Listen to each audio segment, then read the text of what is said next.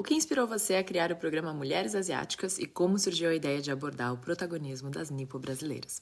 O que me inspirou foi a vontade de ver mais representatividade asiática na TV, no audiovisual. Eu sou atriz há 14 anos e apesar de ter feito, sim, ótimos trabalhos, eu vi muito pouco crescimento em relação a isso no nosso mercado, infelizmente. Muitos dos poucos testes que eu recebi para fazer eram de papéis, às vezes estereotipados ou que de alguma forma perpetuavam os preconceitos. Eu fui percebendo ao longo do tempo que, de verdade, a maioria das pessoas tinha dificuldade de nos ver por quem a gente realmente é, sabe? Além dos estereótipos tão propagados nessa indústria cultural e tão presentes no imaginário coletivo. É como se essas imagens que já existem no mercado formassem um véu. E essas muitas camadas de véu praticamente impedem que as pessoas nos vejam por quem a gente realmente é, em nossas individualidades e em toda a riqueza que a gente era, na verdade.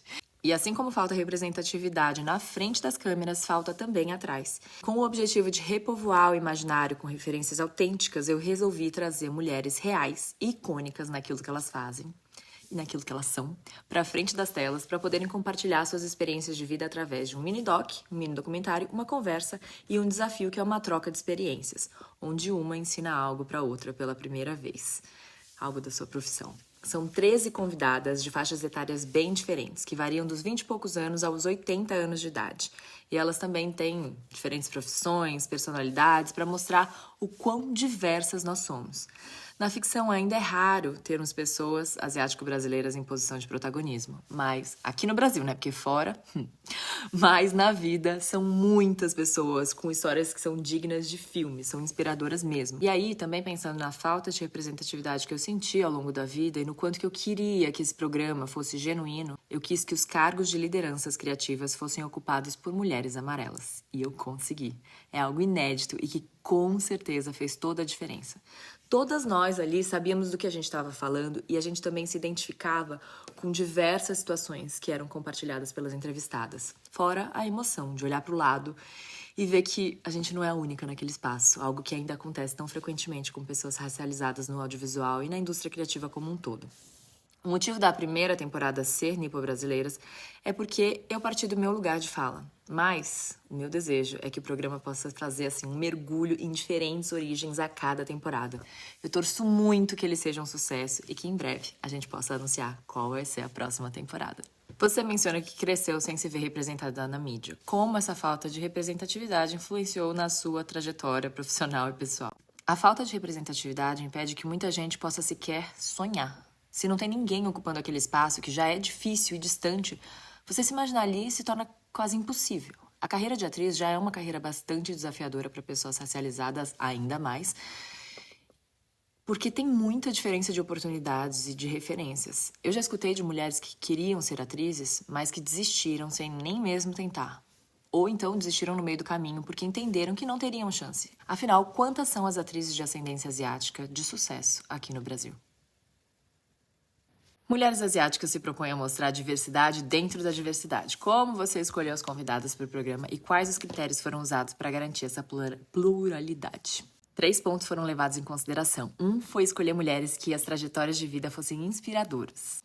Outro ponto era que a gente formasse duplas cujas carreiras fossem diversas e, se possível, gerassem contraste. A gente também buscou mulheres de diferentes faixas etárias para que houvesse uma troca intergeracional e isso se tornou algo ainda mais impactante do que a gente podia imaginar, porque durante as gravações a gente observou que muitas situações sensíveis de preconceito por sermos mulheres e por sermos mulheres racializadas se repetiram ao longo de diversas gerações. Algo triste, mas que a gente precisa jogar luz e gerar reflexão para que talvez não se repita nas próximas gerações. Então, assim, dá muito orgulho de olhar para as combinações e ver que a gente teceu essas conexões entre pessoas tão diversas. A Dani Suzuki, que é atriz, diretora, roteirista também, com a Maíra Kimura, que é mestre cervejeira, a Ângela Hirata com as Two Lost Kids, a Thalita e a Gabriela Zuckeran. Então, a Ângela, empresária, referência em marketing internacional, junto com as 2 criadoras de conteúdo digital, que são revolucionárias, assim, fazem coisas muito diferentes na internet. A Marisa Ono e a Camila Komakome. Marisa, cultivadora sustentável de ingredientes da culinária japonesa e cozinheira. E a nossa querida Camila, que é arquiteta e a primeira modelo afroasiática a estrelar grandes campanhas. Depois tem o episódio da Fernanda Takai com a Hideko Roma. Fernanda Takai, cantora, compositora e fazendo par com uma das maiores ceramistas do Brasil. Depois tivemos Ana Hikari com Thelma Shiraishi, a Ana sendo a primeira atriz de ascendência asiática a protagonizar uma novela na Globo, junto com a Thelma, que é a embaixadora da culinária japonesa no Brasil, uma das maiores chefes, premiadíssima. E a gente finaliza a temporada com a Gabriela Shibano e a Teodoro Oshima. A Gabi é a atleta olímpica de judô que nos representou nas Olimpíadas de Tóquio. E a Teodoro Oshima é estilista e modelo, sendo uma das primeiras trans a se consagrar nesse mercado de moda e de luxo. Ai, muito orgulho! Só mulherada incrível! Você acredita que o programa pode servir como um catalisador para outras produções que abordem a diversidade asiática no Brasil? E quais são as suas expectativas para o longo prazo?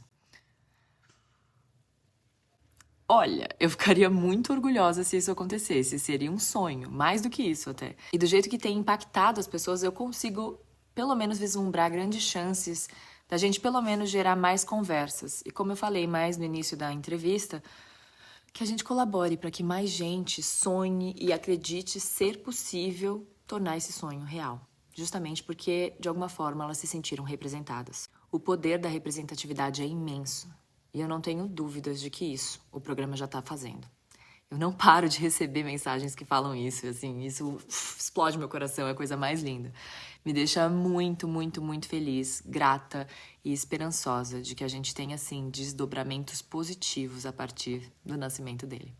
Eu espero mesmo que o programa, de alguma forma, colabore para que as gerações futuras não passem por situações de preconceito como eu e as gerações anteriores passaram.